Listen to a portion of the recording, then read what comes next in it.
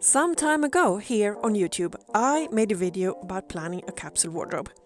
Not just any capsule wardrobe, it was meant for traveling.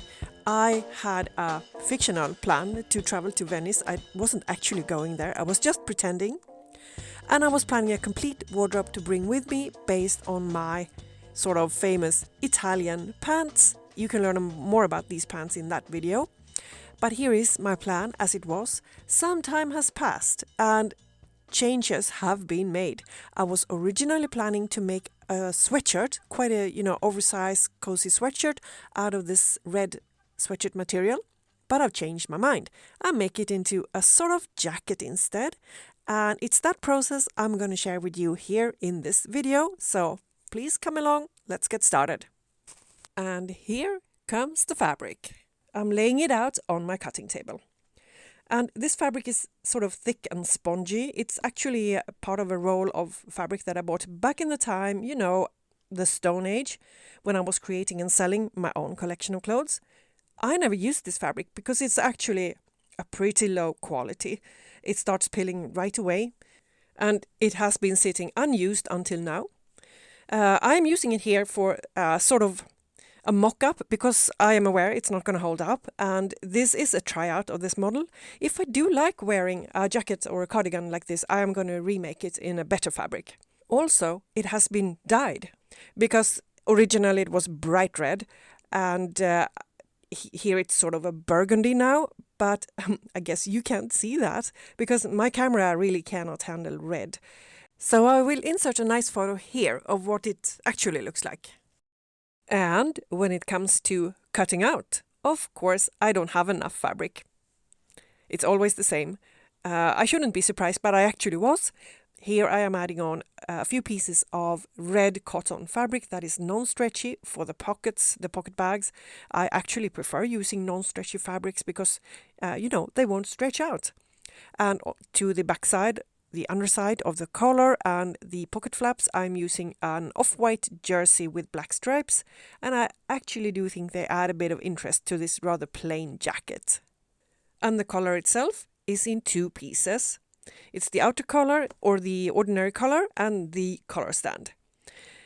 And I'm cutting for the collar one piece of the red fabric and one piece from the striped fabric. I sew them together and turn them right side out. And when I'm sewing them and pinning them together, I am making sure that the red fabric is a little bit bigger. It needs to be bigger to turn over nicely around the neck and also around itself.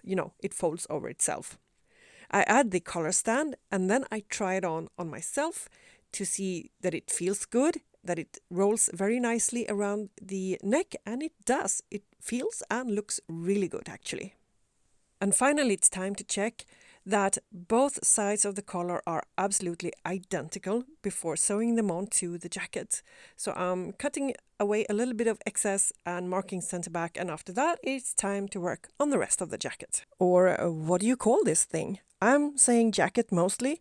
I'm making it from a jacket pattern. It's actually the same pattern that I used for my last project, the puffer jacket, where I made it with a thick interfacing to make it really warm. Here I'm making it out of sweatshirt material, so I don't really know what to call this thing. Is it maybe a cardigan? Anyways, I'm starting on the front piece, the darts first and then the pockets. I am adding fusible interfacing to the backside of the pockets. There will be welt pockets, and while the fusible interfacing is cooling and setting in peace on the ironing table, I'm working on the sleeves. And to make life properly complicated, here we have sleeves in 3 parts. I have given them quite a lot of shape because I want the sleeve shape to follow the anatomy of the arm. So not straight, quite bent at the elbow. And these pattern pieces are really easy to get mixed up. Ask me how I know.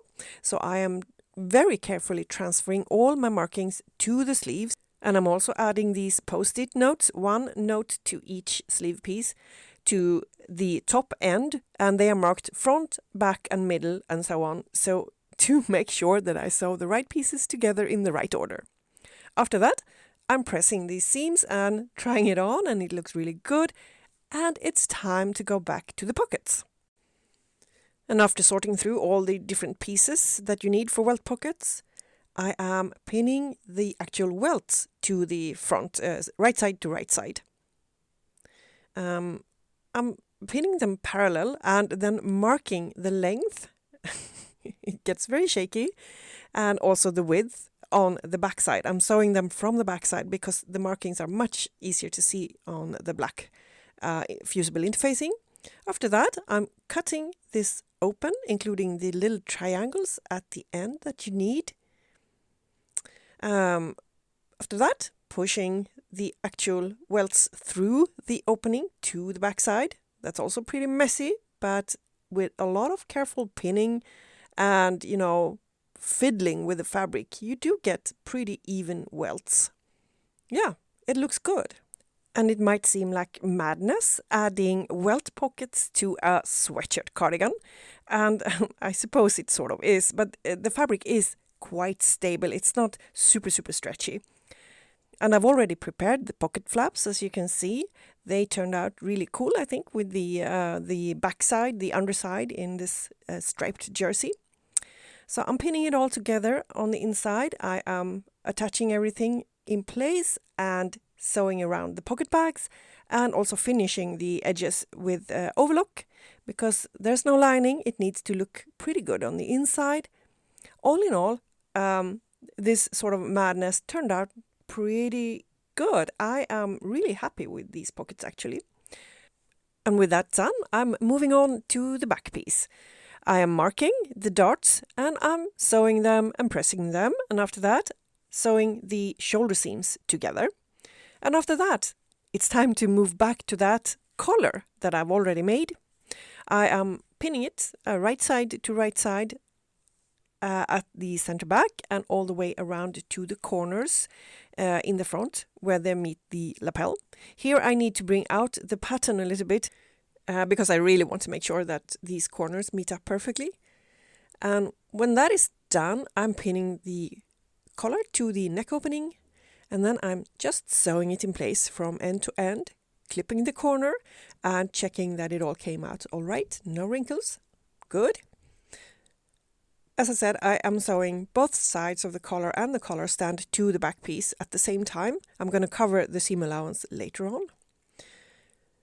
And after this, it's time for the lapel, pinning it to the front, making sure that the front edges are even, that I don't accidentally stretch any of the sides. I do this by holding this whole piece up and shaking it loose, so I make sure that I'm not pulling on any of the sides, the front side or the lapel side, by accident. And when that is done, I'm pinning those two together all along the edge of the lapel. And I do this on both the left side and the right side at the same time, making sure that the seam allowance is right. And after that, it's time to deal with this exposed seam at the back of the neck. I'm cutting a strip of this striped jersey that I used earlier. And of course, as jersey does, it's all rolling up in a little snake.